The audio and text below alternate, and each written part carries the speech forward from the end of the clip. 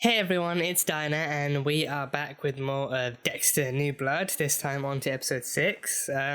Last time we had the cameo, the very surprising and very welcome and very surprising cameo of Angel Batista over in like a law enforcement conference in New York that Molly and Angela went to kill some time whilst also investigating the ever pinging of Matt Corwell's credit card in like a New York hotel and everything, so that they had both ends kind of covered and everything. So they went there, and then that gave Angela the opportunity to actually pick his brain about the Bayharbor Butcher thing and how to accurately track that kind of stuff, and even him talking about the Trinity Killer too, like how to accurately kind of like track those kinds of killers and how to connect the dots and get to the resolutions and everything. So he talked about trusting your gut, and I think one thing he actually said did kind of strike out to me a while after the episode too. He mentioned, like, when he was up on the podium, he actually mentioned he talked about when you find like one common kind of connection between so many victims, it usually means that there's actually one person responsible for all the kind of killings and abductions and stuff going on, which was the case back then with so many of the killers, including Dexter, and also is also very similarly the case with the missing runaways thing too. So it's like actually it's Kurt is the one responsible for all of those. So yeah, I think there was also something else, I think, connecting Iris too, that I want to kind of think about it, because I think the runaways were also very, very kind of very visibly kind of alone and alone and unsheltered, but also like disconnected from a lot of stuff too, because then by definition the runaways actually presented themselves, or at least looked like people who had nowhere to go, who had no them being runaways, like I think yeah, it's still like a while before they're officially classified as missing too, and then even then, it's like by the time they are missing, they're most likely dead. So then it kind of made me wonder, if that was also the case with Kurt's thing too. Like, he actively does target runaways, because Iris was a runaway, and then the whole board that Angela has so many different runaways with similar stories and similar backgrounds. So maybe that's how Kurt kind of targets them and tracks them. He actually tracks people tracks young women that go missing, and then they run away and feel like they've got nowhere left to go and feel like they've got no hope and just want to kind of get by or something, and then he kind of lures them in and then kind of taunts them and harbors them, and then eventually kind of lets them loose to just kill them with like a sniper rifle and everything. So I don't know, but I think they've done like a decent enough job of actually kind of like laying in the kind of groundwork for actually building Kurt up to be this. I'm kind of curious to see how much further they go before some kind of big reveal happens and everything. But yeah, it'll be interesting to see. And yeah, talking of big reveals, we had Angel ever so eloquently and ever so kindly name dropping Harrison to Angela. I think he talked about Deborah, and then talked about how she had like a nephew and everything, who was like the son of the only son of her brother and everything, and then he forgot his name for like a split second, but then he was like, oh no, Harrison Morgan, and she was like, well, Jim has a Harrison too, and he's a son, and he probably did the math in their head, or probably researched it later and thought, oh, he would actually be the same son, he would be the same age as this Deborah's kind of nephew Harrison, if he was still alive. So then she did some research once she actually got back to Iron Lake and everything, and then found out about Dexter's history. She literally, I think, then she googled Deborah Morgan or Harrison Morgan, but either way, whatever she search led her to Dexter's name and picture being in the obituaries, because then he did die in Miami. So Dexter Morgan died in Miami, but then Jim Lindsay was raised in Iron Lake. So yeah, so she found out about that. So then she found out about that, and then of course Harrison, he got high at the party, and like right before his OD, I think, or at least like maybe like a little bit after his OD, he mentioned he very, very kind of intoxicatedly mentioned the fact that Jim Lindsay isn't his father's real name. So then he mentioned that too. And I think I also do wonder if it mentioned in the obituary that he actually worked at Miami PD, because then I think she might also question that and actually question if he had any connection to Angel Batista as well. So I think, because like her having met him would be like a neat enough kind of reference to have, and for Dexter to actually know that as well. So maybe going forward, we might just end up seeing Kurt and Harrison connecting, but then the irony of that being that this time I think he, to be fair, he doesn't know that Dexter's a killer. He doesn't know that Dexter is a killer, but then he'd also just be kind of like leaving the arms of one killer and then moving into the arms of another one who is arguably more evil and more dark and more sadistic than the former. So And he killed Chloe. I think Chloe was the most recent kind of runaway that he had trapped in his little motel room, and she did not go play along according to plan at all. She teased him first, and she thought he might be like some kind of like a sexual predator, and tried to tease him with nudity first, and then had a chance to escape and literally froze in place with fight or flight for a few seconds before choosing fight, and then getting her fucking brains blown out to her eye and everything. So yeah, but I think she was the first one to actually kind of not like let him do things the way he wanted, because then he usually guns them down as they're running and as they're trying to escape and everything. So she was the first one to go against the plan and to ruin everything for him. So yeah, there's I think raises questions as to how he might react to that moving forward, if he might still kind of manage to kind of find or track someone else down, or if he's going to kind of pause things with Harrison instead and just try and connect with him and do something else. And yeah, the hotel, so there was a mystery man who did check out with Matt Caldwell's card, but he was not Matt. He was definitely not Matt Caldwell, and he just was like a mystery middle-aged dude who looked sinister as fuck. And Molly and Angela managed to snap a pic of him before leaving and everything, so they know that that guy has the credit card and everything. So then they don't know exactly who he is or why he has it. So mystery man has Matt Caldwell's credit card and used it at the New York hotel. So yeah, it raises questions as to who exactly does know about that back in Iron Lake and who doesn't, and why. Because I feel like if it's just a simple case of his credit card being stolen, because I think it looks way too shady to be as simple as credit card theft or identity theft or anything. I mean, identity theft could easily lead to more stuff. Maybe keeping up the pretense that Matt is alive. But yeah, I think that is pretty much all I can remember from episode number 5. So on to episode number 6 of Dexter: New Blood. Let's go. Oh, Harrison chopping wood. Oh, so Harrison's actually up before Dexter and taking care of the farm. Let him show it to you on his own. Dexter. Snooping again. Need your signature on it, actually.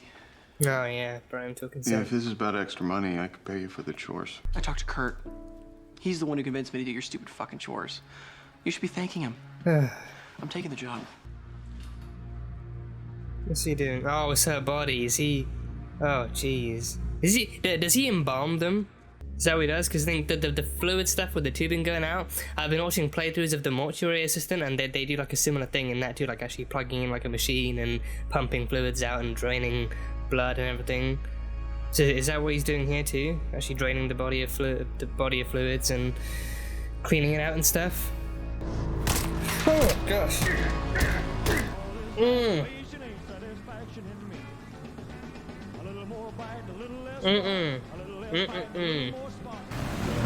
Oh shit! Oh Dexter, you are in some deep shit.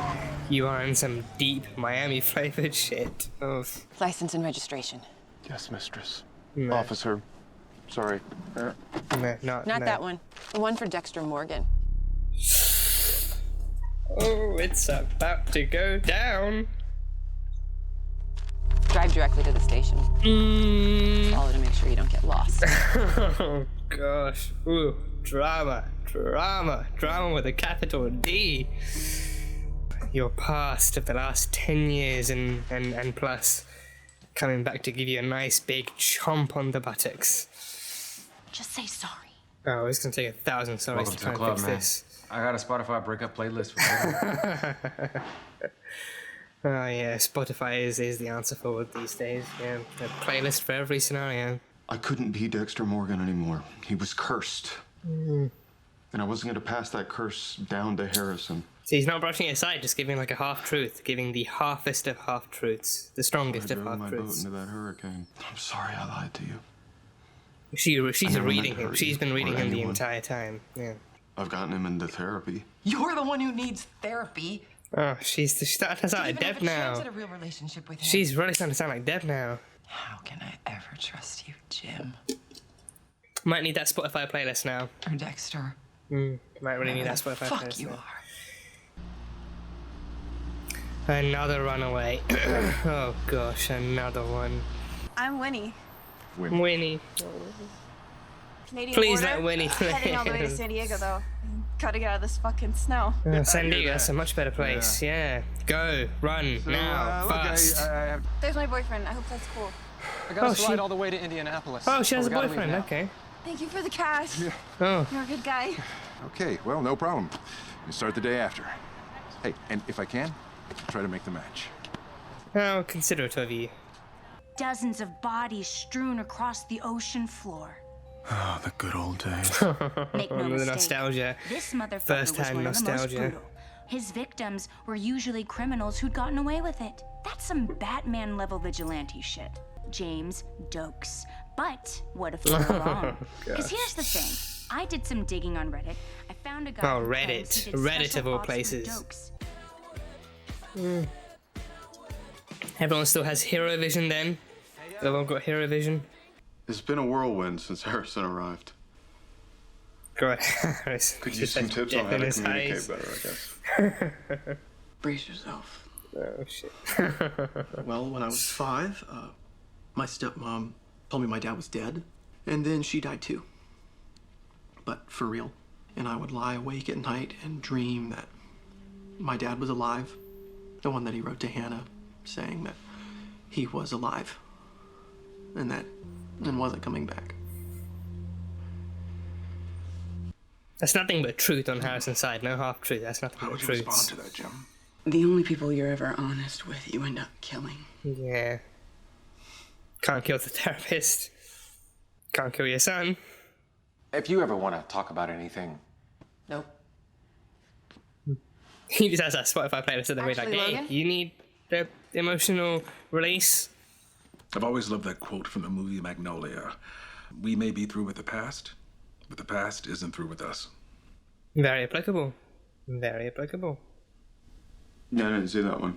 It was a typical childhood, average. Mom was killed by a serial killer. The podcast. Yeah. You saw Trinity on there. Abandoned. After everything you've been through. No. Even now. Abandoned. Here. Even still. Clark Caves.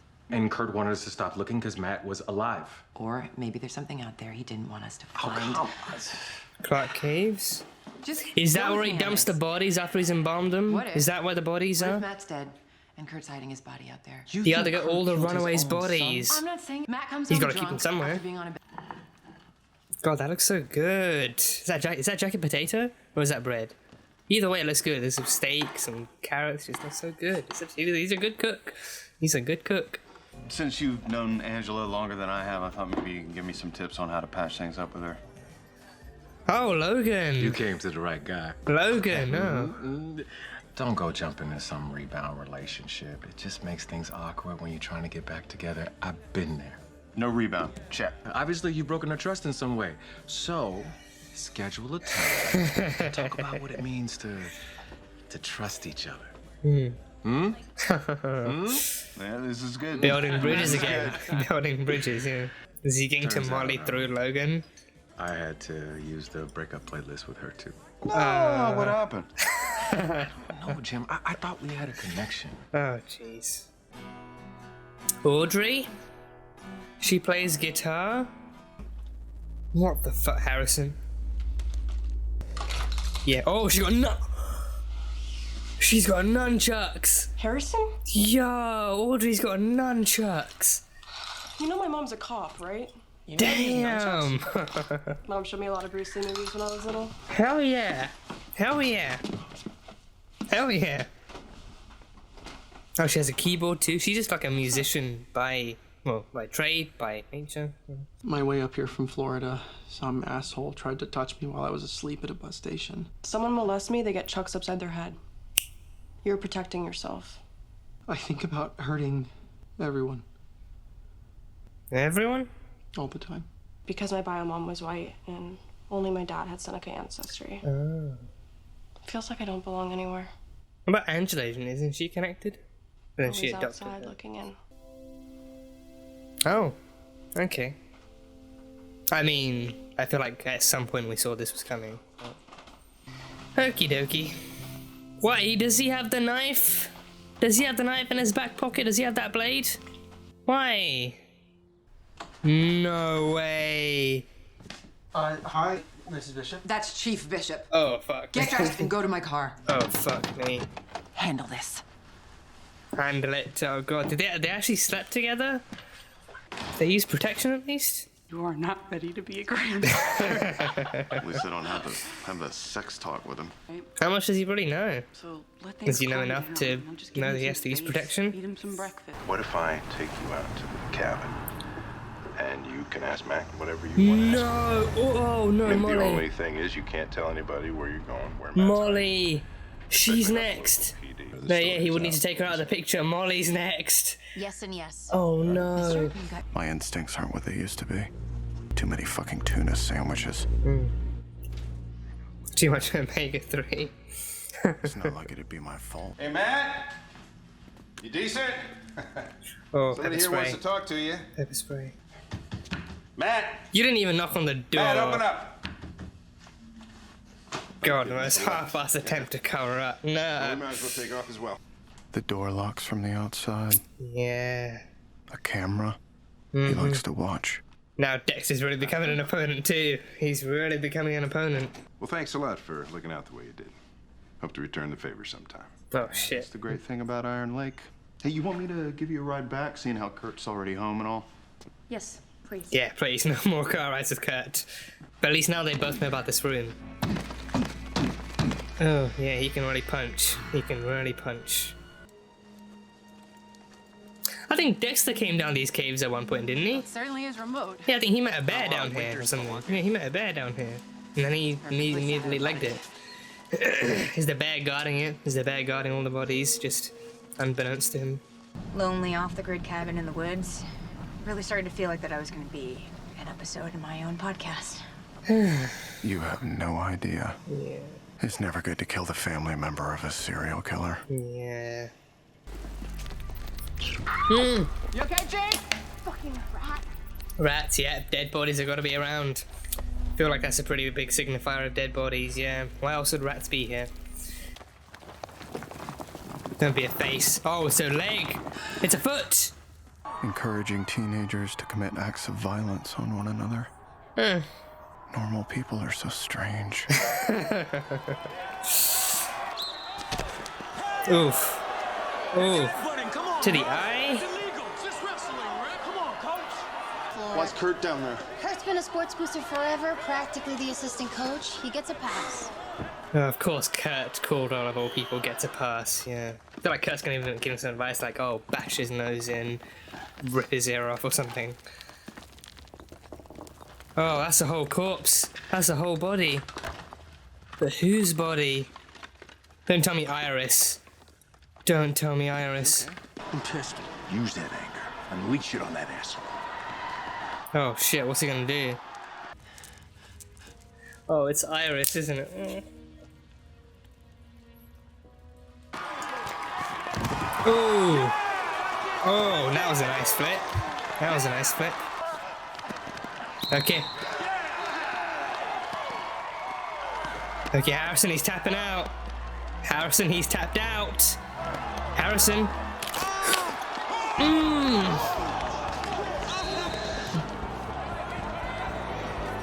He fully snapped his arm. Hey. I'm so proud of you. You did good. He broke a kid's arm. He tapped out. Give it a fucking rest. What, you want to go? Is that... Somebody around here act like a fucking adult. This is Kurt's plan. Dexter discovers his cabin. Kurt's gonna move in on his son. Yeah, that's his plan. Gosh, fucking, ugh. If he cares about you so much, what did he say to you before you broke that kid's arm? Just go get him. It's called coaching. He told you to hurt him, right? Unleash your violence. I need Dexter Morgan. The forensic.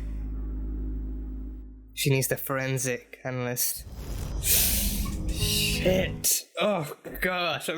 God, this is getting good. This is getting so good. It's getting so fucking good. It's getting so fucking good.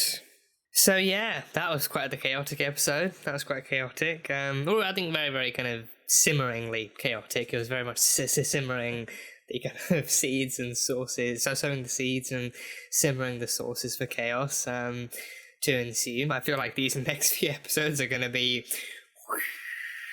I know the whistling didn't come through, but still... Just, yeah. I feel like even Kurt's kind of passing kind of goodbye note being like, thanks for checking up on my home, I'll be sure to do the same thing for yours. I think that was very kind of figurative, but also kind of very metaphorical too. Like obviously Harrison is his home too, so he's making it more and more clear that he is gonna go in and encroach more on Harrison's kind of mentality and actually try and invade a bit more on that, and actually going to play more of a role in that than even Dexter does. So yeah, he made that very clear. So I figured that he would actually do something like actually coach him in like a much more twisted or much more kind of aggressive kind of way too, and he pretty much did with the whole kind of unleash your anger, unleash your violence. I figured Logan would make a stand against that, but I figured Logan would be like, hey, there's no need for that, you get through the match, you finish the match quick and clean and nice and easy, no rash moves or anything. I figured Logan was right in front of him when he said it too, so I figured Logan would still hear that, and he'd be like, oh, okay, no, there's no need to go that far, just do what needs to be done and then call it quits. But no, then he actually still goes forward. I thought Harrison might choke him out or something, but then breaking the arm, I thought that was a very snapped that was a very snapped decision. Pardon the pun right there, but it was literally a snap decision. I just thought he might just kind of hold him there until he passed out, or actually hold him tighter until he choked out or something, but no, he goes for the really kind of he goes straight for the breakage, and then that just that caught everyone off guard. That caught literally everyone off guard. And then Kurt still says to Harrison, like, I'm so proud of you. You did good. I'm so proud of you, kiddo. Then, of course, seeing Kurt being all up close and personal with him really just prompts Dexter to be like, what, stay the fuck out of it. And all that. So from that moment on, I think even the kind of snide, like, passing smirk that Kurt gives off is like, yeah, you want to come up and stop me from killing Molly and actually discover my cabin and get in the way of my operations, then this is what you get. I'm gonna take your son under my wing, and I'm gonna give him a job, and I'm gonna give him coaching tips. I'm gonna make him like me and appreciate me more than he does you. I'm gonna be open with him and give him the space to be open and everything. So because I think deep down it's also even worse, because I think he actually doesn't know exactly how bad or how how bad or how distant the kind of layers and the links are between Dexter and Harrison, but then he knows it's bad enough that Harrison has no reservations against Kurt, and then he knows that Harrison has no kind of opposition towards actually reaching out to Kurt for advice instead. And he has no opposition to actually kind of connecting with Kurt and everything. And even at the end too, like him be like, why don't you like Kurt so much? He's actually a nice guy. He's actually decent. He actually cares about me. He actually looks out for me. So he's in his mind, Kurt is doing everything that Dexter isn't, and he's failing to and everything. So yeah, just I think coming up, the kind of battle, the upcoming kind of battles in the game of cat and mouse between them two is good, because I think it's bad enough that Dexter literally encroached on his territory, but I think I can't tell if Kurt maybe sees him as someone to actually be reckoned with, like if he actually sees him as like a clear and present threat, or if he simply sees him as like an obstacle in his way that he can move. Because then, if that's the case, I feel like he would probably.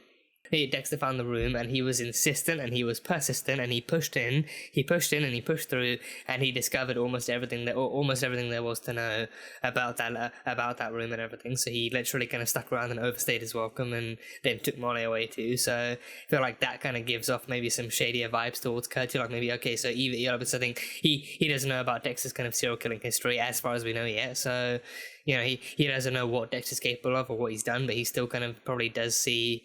He maybe sees Dexter as someone who kind of sticks his nose where it doesn't belong or anything. So then because of that, again, you'd think maybe that would mean that he'd actually call up Dexter to apologize and try and lure him out to something else. But then no, he just encroaches on Harrison. He just kind of he sees Harrison as the easy kind of gateway to Dexter and to try and take him down, maybe, if that's what it comes to. Like maybe it's like a push comes to shove kind of thing.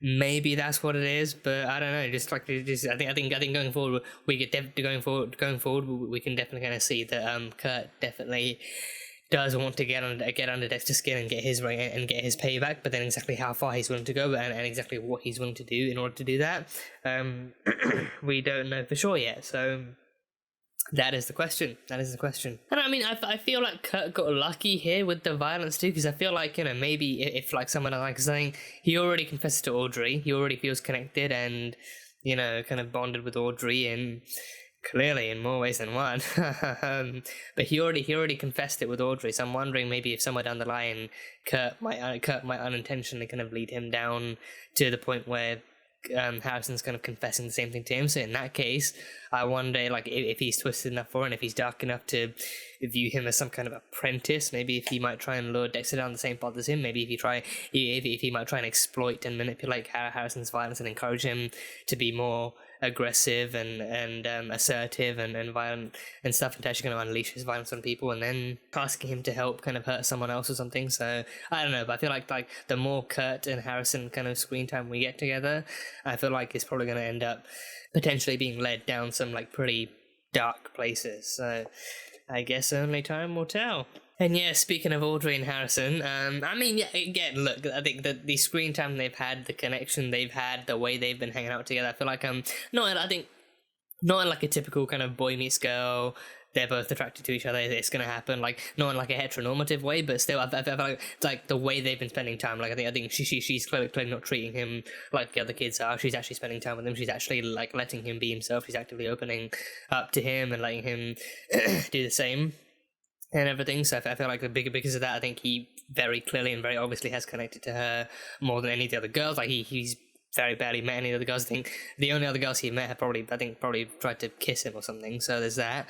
But no one else has really actually kind of allowed him to open up and be himself like more than Audrey has. I think because of that, like they do have like a very natural kind of social and platonic kind of bond that's been kind of curated over the episodes too. So I think that friendship at least is very nice to see. But then but then also like the setting too, like her, like him sneaking out to meet her at night and then climbing through the window and getting into a room and then spending the night and everything. I feel like that did kind of have its kind of little kind of hints and stuff kind of hidden here and there, which then led to them and their conversation about their traumas and abandonment and all that kind of stuff, which then ultimately led to him kissing her and them, but then them actually spending that time. I really did not think they'd go that far. I really didn't think they'd actively sleep with each other. I thought maybe they might even get caught making out or something, or maybe like he might get interrupted by like a phone or something. I mean, knowing him, if it was a phone, he'd probably just kind of throw it away and ignore it or put it on silent or something. But still, I thought making out might be the absolute furthest they'd go. But then of course that scene did end with her taking his jumper and everything off, so I guess it just, so yeah, it happened. And again, I love that they still actually brought that up within the episode too. I really do hope they use protection. Because the last thing either of them needs is to be parents at this point, and even I mean, we've no idea exactly what the kind of medical kind of restrictions or kind of I hope that whole situation is like in Iron Lake, hopefully legal and very easily accessible. But yeah, I think even like Dexter's kind of self-awareness through Deb being like, the last thing you need is to be a grandfather. So I just hope your son knows enough about the whole process to know that he really should be using protection no matter who he's having sex with. So they're both like seniors, right? I'm pretty sure like they're both kind of legal. I'm hoping I'm pretty sure and hoping that they're both of legal age to be doing that with each other, and I think they're both kind of consenting youths and everything. So what happened. I think again, I think is immediacy a word, or like the instantaneousness maybe, or like not the spontaneity, but like the almost immediateness of like of Angela actually, because even the door wasn't even closed. Like she could have walked in at night, she could have easily walked in on them in the middle of it. The door was ajar with like a half an inch between the door and the hinge and everything, so the door wasn't even closed or locked. So there was that. So Angela very easily just walked in the morning too and just found them both naked in bed with each other. So that was like the final straw too. So, and even Harrison trying to be courteous and stuff, being like, "Oh, hi, Mrs. Bishop." He's like, "No, Chief Bishop to you. You and you're in bed with my daughter and everything." So yeah, and then she takes him home first thing. So yeah, Audrey and Harrison, that happened again. I felt like we all saw this coming, or at least them spending time or being with each other. I think whether or not we saw them sleeping together is another thing, but them being together, them spending time, them at least like having like a kiss or something, probably something we all saw coming. So that was that, Audrey and Harrison. I do like that even their conversation that they had was actually something nice and mature and something that actually kind of helped kind of bring them close together. To like, it wasn't just like a typical teenage conversation about like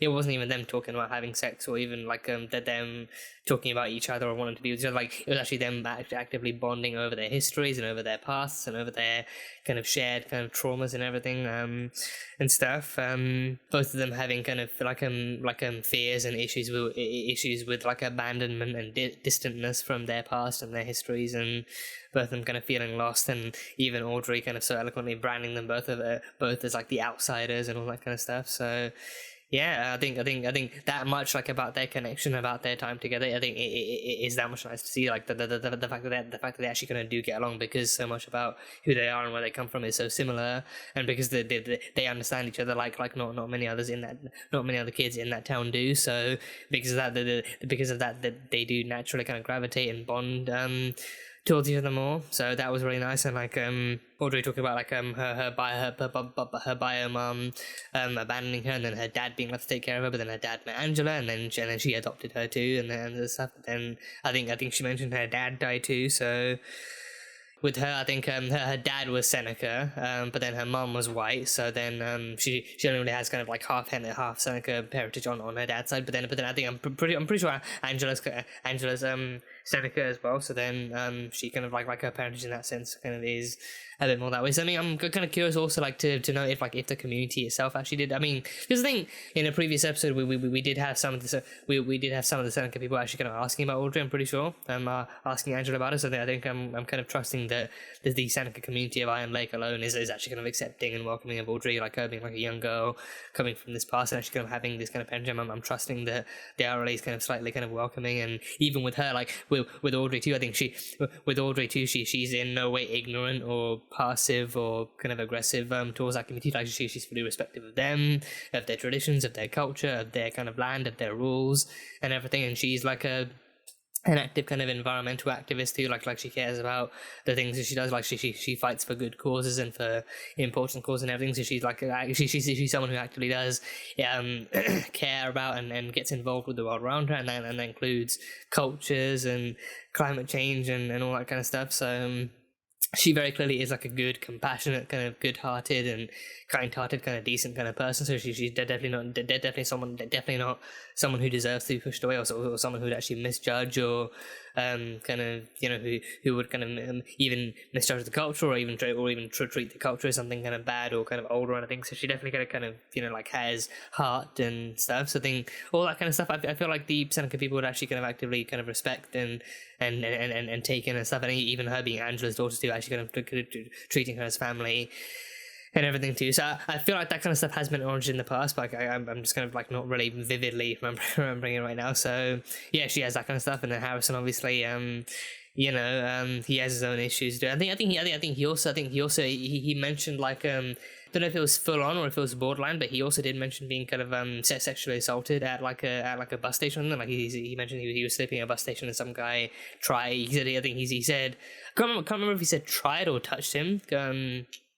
Because I think it probably kind of like he did fight, but I think he mentioned something about fighting, but I think he said like a guy touched him or tried to touch him at a bus station. So he has that kind of like a history. I think he has like a history. I feel like especially like young people who are homeless and like sleep on the streets or have like no place to go. I think that they're far more likely to be victims of sexual assault and sexual violence and being in that kind of like that kind of like a demographic too. So that's just like a really horrible thing as well. So I think Harrison has that. I think even Audrey has fucking nunchucks too. I mean, obviously it's like a self-defense weapon and everything, and it's important to learn how to use one if you do have one, and it's important to know how it works and to use it properly. But still, she has nunchucks. That's fucking badass. Like regardless, I think even if she was just in it for the self-defense and just in it because I think self-defense alone is like a really kind of like a healthy thing to learn if you do go into it too. So even if it was just for that, it would be cool. But still, she has like an actual nunchuck, which is fucking badass and everything, so that's cool. The fact that she was like so fully ready, because again in that context too, like you usually in movies and shows, you usually like if you see them grabbing anything, you usually see them grabbing like a baseball bat or like a lamp or just like a household object. But she has like an actual kind of a tool designed to fucking kick ass. So Audrey is just fully prepared for anything, and I love that for her. So yeah, he has his own issues of being abandoned and like having lost his mother, and then having kind of been abandoned and left behind by his father, and then his stepmom died. He watched his stepmom die too. Like he spent 5 years with his stepmom before he lost her, before he lost Hannah and everything. So then he's been on the run ever since. He's been on the run for like 10 years.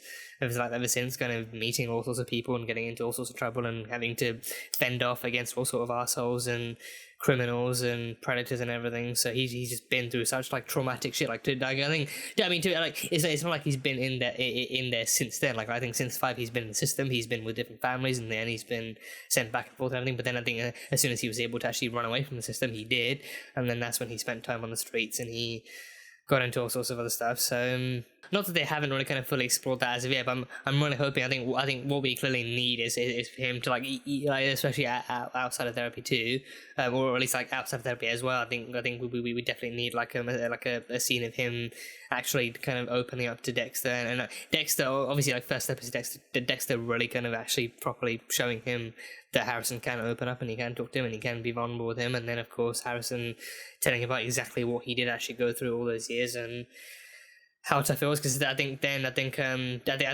Dexter hasn't mentioned it so far, but I think Dexter also doesn't really get the full picture of what Harrison went through, because then it's not just the fact that he felt left behind, but it's the fact that he actually, in the void of where his father was missing, he actively had to deal with all these other kind of darker spots kind of invading that void and threatening to take him away forever, and threatening to stop him and threatening to end his life there and then. So I feel like I think the shit that Harrison's kind of been through in those years that led to trauma, I feel like definitely kind of can and quite possibly should be explored, and then explored with his father too, because then Dexter needs to know exactly what his son's been through and stuff. He even mentioned like what he's been through in all that time has also led to the kind of little kind of bumpy rides and bumps in the road that Dexter kind of pointed out in the therapy session. So, and yeah, we had the therapy session. We had the very, very awkward, very, very kind of half-truth and full and bold truth kind of therapy session. So I think Dexter came in with the half-truths and the simplification. Like he basically breezed through his history. He breezed through his history. Be like, oh, I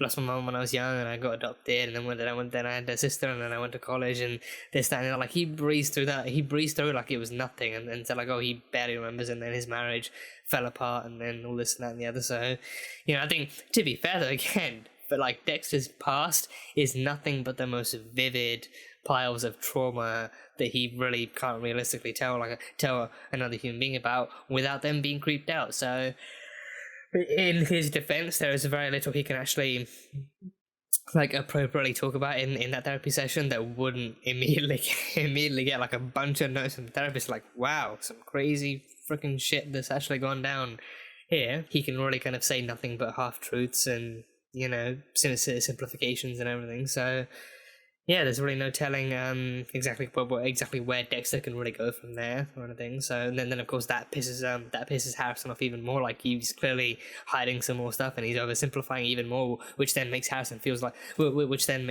like his past either doesn't matter or is kind of being kind of like Harrison's story definitely isn't going to match up with what Dexter's saying. So then that makes him feel like Dexter's really just not caring about what really has happened to him and to them both in the past, or he's just kind of like very deliberately trying to hide the truth or whatever. So there's that, because then even then, like Dexter tried to label it as like, oh, my marriage fell apart and we drifted apart and everything, but he's like, no, she was murdered by a fucking serial killer. So then that at least is the one truth you could really tell him. So yeah, and plus that is public information. That stuff is public information alone. Maybe I don't know if Dexter's mentioned, because I think Harrison is mentioned, but not by name in the podcast. But Rita is mentioned, but then don't know if Dexter is mentioned, like maybe similar to Harrison, not by name, maybe as the husband, maybe he's mentioned in that way. So that could be a possibility. But I think other than that, I'm not really sure if Dexter is actually going to mention at all, because then there are only two. I think as far as we know, there are really only two kind of podcasts on there that are directly connected to Dexter, and that's the 21 and also the Bay Harbor Butcher one. So if he is mentioned, it's probably not by name, or it's probably not at all. So, and it's like, weirdly enough, I feel like that therapy session is the closest we've come to directly kind of like having someone else force Dexter and Harrison to both, and Dexter especially, to confront their past. And it's like, the way this series has gone so far too, it's like, the most obvious thing has been that Dexter can't confront his past, and especially not in front of his son, because then the truth comes when like I think this whole series is kind of continuing off of, and is also based off of, the fact that Dexter spent 10 years escaping that past and everything. Like, even like the opening himself, like him talking about that stuff with Angela. you know, like he spent 10 years actually like having escaped from his past and hoping that it wouldn't come back. But then that then raises the question: what did he think would happen to Harrison? I think even there, because I mean, Harrison did mention the letter where he did mention the letter that that Dexter wrote to Hannah.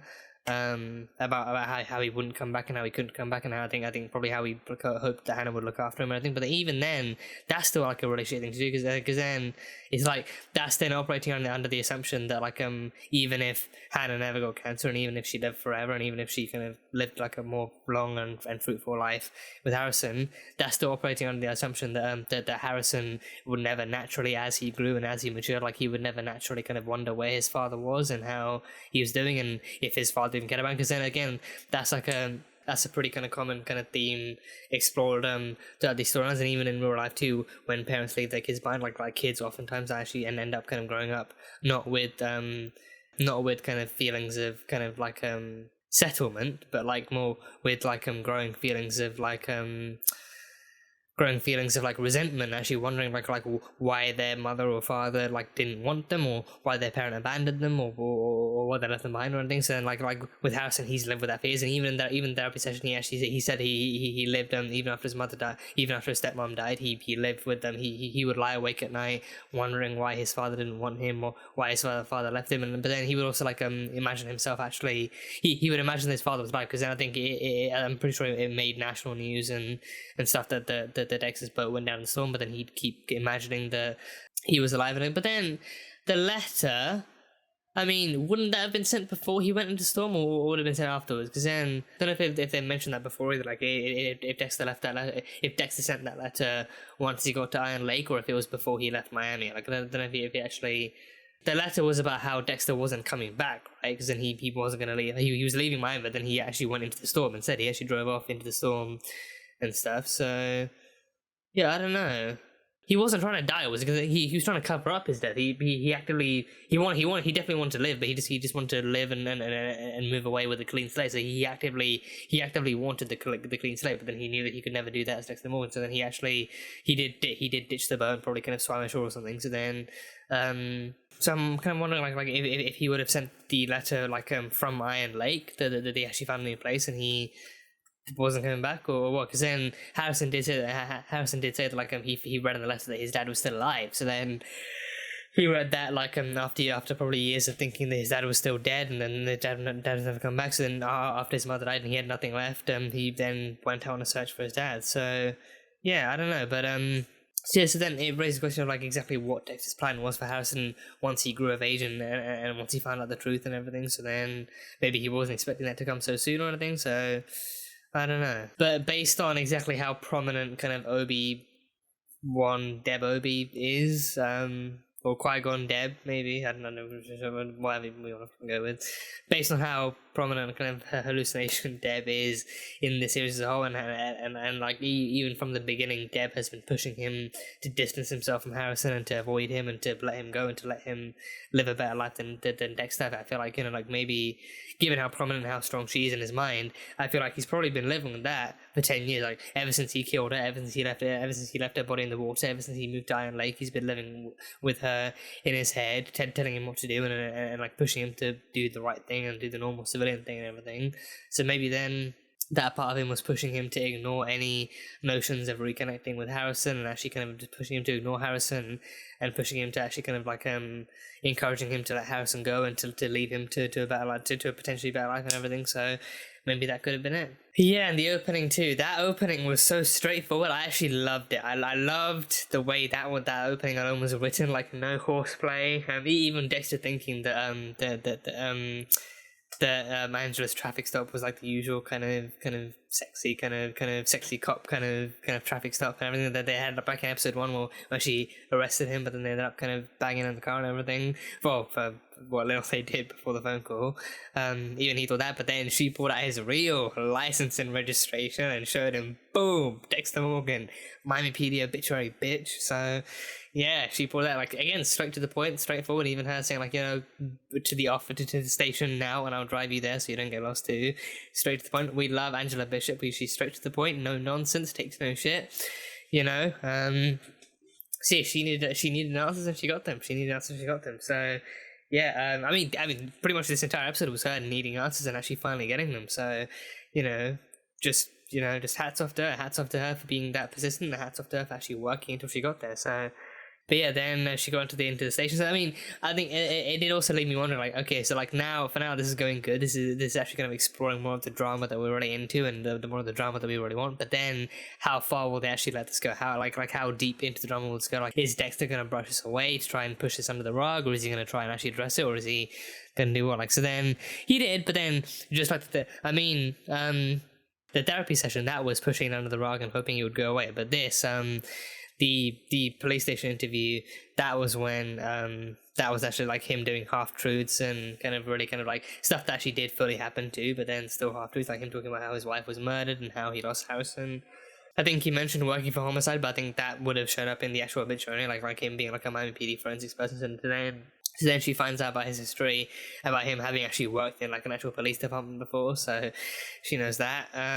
Which is very neatly tied into the end there too. But yeah, he said he had to actually get away from all the killing and all the bodies and all the darkness and the trauma and everything. So which wasn't entirely untrue. Which wasn't untrue because then even when he came here, I'm pretty sure his first kill was Matt Cora in 10 years. He managed to avoid killing any humans. Anyway, he managed to avoid killing any humans for 10 years. For 10 years, he stayed kill-free, blood-free, and everything. So until Matt Caldwell, which was the real kind of fucking aggravation type kill, he managed to stay kill-free. He managed to not kill anyone for 10 whole years, for an entire decade. So, he got pretty far. He got pretty far actually in avoiding it, and actually kind of not actually resisting the urge and being on blood and all that kind of stuff. So yeah, but pretty much what he told her was actually more half truths and just kind of more hidden kind of lies and everything. So everything that he thought she really did deserve to know at this point, after having come so far and after having discovered this much, like he felt like, oh, she does deserve like more than just like me brushing things away again. So yeah, but then that also, I think if in the moment it felt like she was actively reading him the entire time to see if he was like lying or trying to brush things about anything, which she could have. But then I think deep down she also was taking in what he was saying with some levels of sincerity. So then that led her to then be like, you know what, this is just a lot of information in one morning, let alone the actual newspaper obituary with your fucking face on it. So she needed a minute. She needed to actually kind of like take some time to herself and everything. So she didn't want Dexter, and she definitely didn't want Jim, because then even then it's like for her, for the last 10 years, Jim Lindsay has been a lie. Every time she called him Jim, every time she addressed him and recognized him as Jim and had him in her life as Jim Lindsay, it's all been a lie. So the last 10 years of her life has like with this man in Iron Lake has been a lie. So she needed to take some time to really reconcile and really process that and everything. So there's fair play to her, fully fair play to her. So it's nice to see Dexter actually kind of adapting to the most kind of piss-takingly murder situations too. It's nice to see him actually fully having to adapt to his past and his history being discovered, and him actually being put on the spot to see how he reacted, to see how he processes all of this, and how far he goes with lies before he actually has to actually finally tell even the boldest of half truths. So it was a really nicely done opening. So, like I mentioned in the reaction, I'm curious as to what he's actually doing with the bodies. Because I think with Chloe's, he made like a mask as well. Because then her like half of her, like that portion of her face was ruined because of the bullet going through. Like her eye socket was destroyed, but then the skin around it was also kind of broken too. So then he apparently he wanted like a picture perfect kind of corpse to bury or whatever. But then he got pissed off and he ended up just kind of caving her skull in with his hands. With his fist, he can throw a punch. He can give like a decaying skull in, and he can also repeatedly punch a hole in the wall too. So he can do that. But yeah, I think I've been watching like Jacksepticeye and like a couple of Twitch streamers too. I think I'm been watching them play a game called the Mortuary System, where it's like, I mean, that one like you do work in a mortuary, but then there's also like demonic stuff happening and possession and everything. But part of that game, you do have to actually kind of like do like a whole thing to corpses. I think watching those playthroughs, they actually plug like a pumping machine into bodies with cables and wires and stuff going into the neck and everything. I think I remembered with this one in one of the previous episodes, it actually showed, like, before they revealed it was him. I think they actually showed off like the kind of the killer plugging like wires and cables and stuff into the bodies and actually kind of like emptying blood out and pumping some other kind of fluid in. So I kind of what I mean, because that I feel like that would be similar, but I think because with the mortuary, I think that's what they do with bodies to make them nice and neat for funerals. I'm pretty sure, because I think like a funerals, or when you have like an open casket, I'm pretty sure you hire like someone actually does kind of like empty the body out and kind of dress it up and make it like nice enough to actually, or like presentable enough for like an actual open casket kind of funeral for people to actually kind of leave their regards and leave their wishes and everything. So I'm pretty sure they do still do that. But with this, obviously not the very same thing. Like the people, like the next of kin doesn't even fucking know that the person's gone, just missing and then eventually presumed dead. I felt like it was like a very similar situation with this, like him actively kind of like him maybe making the bodies look somewhat presentable, or even maybe not even that, maybe just him kind of emptying the bodies of fluids and making them kind of look presentable for a while before he dumps them in the cave and everything. So I don't know if that still counts as embalming, because I mean, the first time I remember seeing or actually hearing about embalming was in one of the, like, not the Robert Downey Jr. ones, but I think it was in one of the old kind of Sherlock Holmes movies where like where the killer did use embalming to do something with the bodies. But I think that was the first time. But I think, I mean, obviously, like, since then times have evolved and times have actually changed and everything. So I think now that they use machines to pump and everything. So. But I'm pretty sure there was that cave, I think Clark Greaves or something. That cave that was where they ended the search. Like, that was when they were getting close to that cave. That was when they thought that was when Kurt finally called in saying he'd actually seen Matt on FaceTime and everything. So because then that's when they were finally getting close to the actual cave and bodies that he uses. So then I think he uses that cave to bury his bodies and everything, and to, or at least I think that was the one body we found. But I'm pretty sure if they go deeper into that cave, they're gonna find more. And that was also, I think that was also like the body they found. The body they found was Iris. I think the fact that Angela was there too. I figured like to actually make that reveal even more of like an actual gut punch too. I felt like that had to be Iris' body. After all these years, she finally finds Iris' body just decaying away and rotting away in a cave where no one knows that she's there and everything. But then her body still had like the boots on, and still had like pants on and everything, and it still had like the brace on. So I think I'm guessing then he uses the same kind of like procedures and operations as a mortuary would, like actually kind of involving the body and then dressing it back up again, and then actually kind of burying it, or actually kind of like kind of discarding of it in like the caves or something. So hidden behind like an actual man-made kind of structure of like an actual rock wall and everything. So he does try and keep it pretty secure, but not secure enough as it turns out. So I think I'm pretty sure the next episode we may well see them discovering more bodies, but that then ended with Angela calling it into Dexter and be like, no, I don't need Jim Lindsay anymore. I need Dexter Morgan, the deceased, the undead forensic analyst, the forensic spatter analyst. I mean, well, there's no spatter here, but still, he's a forensic analyst. He can still analyze a dead body. She needed Dexter Morgan. She needed Dexter Morgan from Miami PD. So yeah, next episode, the return of Dexter Morgan. So. Yeah, should be fun. Should be interesting. And yeah, Molly too. I'm hoping she kind of. I mean, don't know if she's gonna stick around now. I mean, I feel like if she kind of tracks onto something like potentially new for like a podcast or a game or something, then she might stick around. But really glad she lived, and really glad that Dexter came along. So, but she was bad too. The women in this show are prepared. The women in the show are prepared, and I love that. I think Angela, obviously very easily armed. I think Molly has like pepper spray, ready to unleash and everything. Audrey has nunchucks, and she's also very trained with them too. Like that stance with the nunchucks too, easy way trained. So again, the women in the show are prepared to kick you anywhere it would hurt the most, and I love that for them. I fucking love that for them. So yeah, but I think Molly also knows. I think Molly was there the entire time. The entire time that Dexter did like a half and half kind of thorough search of the cabin too, so she knows what's down there. And even then, she also knows that Matt's not down there, and that Kurt lied. She also knows that Kurt lied about Matt being down there. So I think I don't know exactly who's more of like a bigger. I think I feel like maybe Dexter might be more of a bigger target, because then his son is like an easy gateway to him, and it keeps Kurt occupied. But then Molly, don't know if Kurt might suspect that Molly might go anywhere with this information, or if she might actually kind of like do something with it. But But yeah, hopefully Molly stays alive and stays safe this season. She's prepared, but that preparation can unfortunately only really kind of get you so far. So I'm hoping she either kind of leaves town before it's too late, or that she just kind of stays somewhere safe and she actually does kind of keep herself safe and keep herself kind of secure and everything, while still doing her piece to expose the dark secrets of the town and everything. So yeah, I guess we can see where this all leads.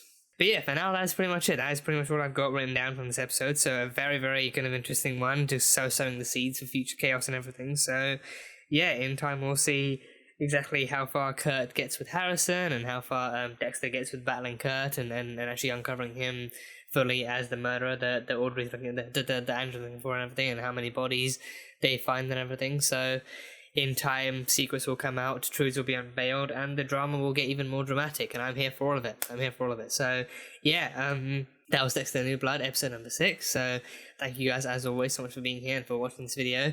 If you guys enjoyed it, then feel free to leave a like and comment on what you thought of the episode and what you think is coming up in the coming episodes and what you're looking forward to.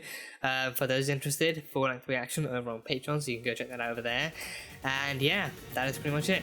So until next time, bye bye for now.